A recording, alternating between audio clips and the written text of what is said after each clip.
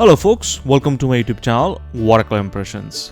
This week we are going to learn how to paint a loose watercolor landscape. I picked a reference image from Peggy's Cove in Nova Scotia due to its complex shapes. Before you go, hit the subscribe button so you guys can get weekly video updates from our channel. And let's get started, guys. I want to expedite the process, so I went ahead and did my sketch, and I kept it really light, and I moved around the houses to create a little bit of create an impactful composition. So when you approach a complex landscape like this, we have to keep in what's our motive and what we are trying to achieve. So in a complex reference like this, we have to simplify, and we have to have a goal and what we're trying to achieve. If you try to approach it mindlessly, and we won't have a mindless painting. So my goal is to capture the essence of the scene, and we also have to simplify. If you try to paint as it is, we could do it, but it's going to take 4 hours. But in order to paint loose, we have to paint on the feet and really fast as we can. And I put the horizon really at the top, but I loaded a little bit, so it's splits our composition in 4 parts. So I also started with the green patch, because the green patch, it will be really difficult to achieve after we put the light tone on top of the rocks. So it's easier to think everything as a shape. If you squint your eyes, it will show the shapes of the grass patch as well as the rocks. So the first approach would be is to squint your eyes and see the rocks as a whole shape and the grass patches as a whole shape, instead of thinking as each individual shapes. So this way you can group those grass patches as well as rock into a single shape.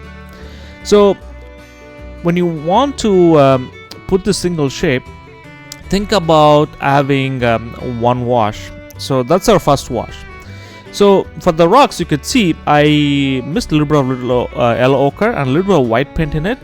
And there's also some blue spills on top of the rocks, which is facing the top part of the rocks, since it's facing the sky.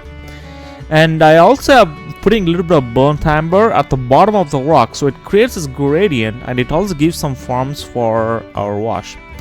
Since it's the first wash, I'm not worried about creating a form. My goal is to have a little bit of color variation in our first wash and thinking everything as a shape. And whenever I paint, I squint my eyes and I try to do it.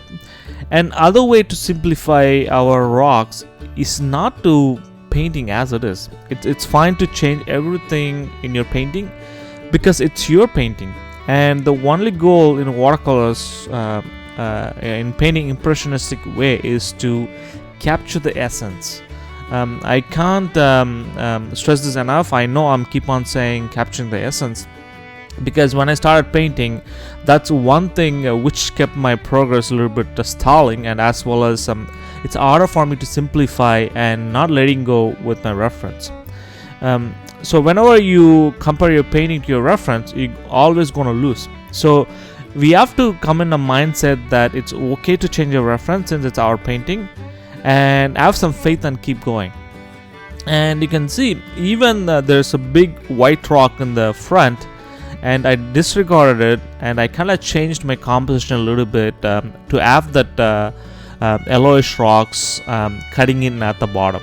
So that way the foreground is not filled with the water, and there's a rock, and there's water, and there's rock, and there's water.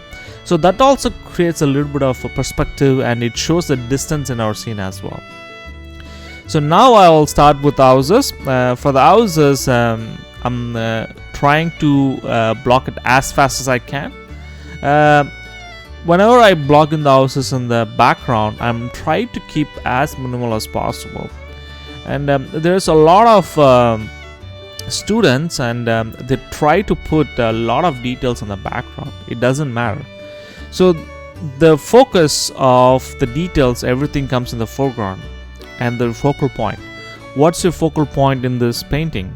Is the houses your focal point? Is the rocks is a focal point, or the grass patches? So wherever you think it's a focal point, spend more time on those areas and add a lot of details. So my goal is to maximize the impact composition on the rocks. So I'll put more details on the rocks because the rocks have more structures and everything. I also went ahead and added some mid-tones and a little bit of darker tones at the bottom of the grass patches just to create the form. And now I'm focusing on the rocks.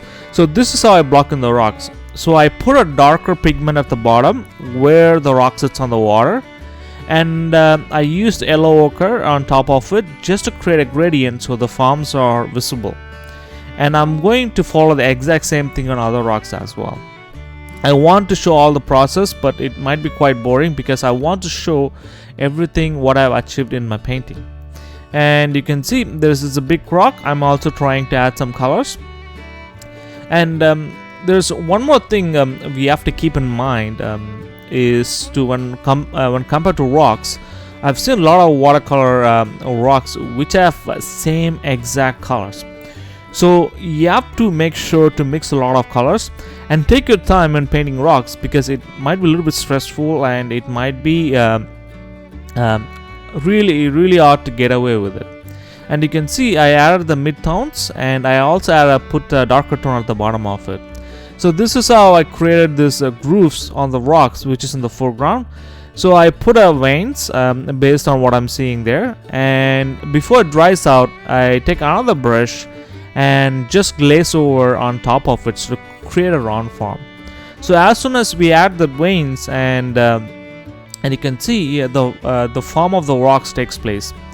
So whenever you paint a rock, start with the bigger shapes first. So what I mean by that, start with the big primary shapes. When you squint your eyes, it will show the darker spots in our reference. For example, in the foreground you can see there is if you squint my eyes, if I see it, there's 3 dark spots exactly in the middle, and you could see it. That's the primary shapes. The secondary shapes would be the veins, which is splitting the rocks into other groups of the rocks. So the veins, the smaller veins, you can wait till at the end and you can add it later. And you can see there's one bit of rocks. I also adjusted it in order to create a focus on our foreground rocks. So I didn't paint as it is, but I changed a lot of things in my composition.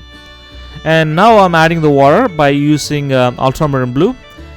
In reality, in the reference it looks dark, but I want to make sure it gets a little bit lighter so that there's a little bit of color variation.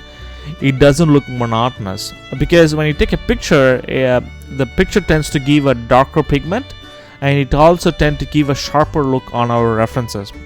So I'm trying to add some color variations in the water, and that worked out quite well. So I'm adding a little bit of veins here and there just to break up the rock shapes. So when you add the veins and the details on the rocks, focus more on the midground, the foreground, not on the background. So this is how I ended up with. Now it's your turn. Take my reference or pick your own complex reference and try to paint loose and use my tips and techniques and try to simplify it and paint freely without comparing a reference, and have some faith and keep going, and let's see what you can come up with. Thanks again for watching this how to paint a loose watercolor landscape tutorial. Please feel free to share your thoughts in the video in the comment section below. If you have any other topics related to watercolors that you would like me to cover, please reach out to me at watercolorimpressions@gmail.com or leave a comment down below. Don't forget to give your video a thumbs up and subscribe to our channel for weekly uploads, and share with your fellow artists, friends and family. And good luck with your painting, folks.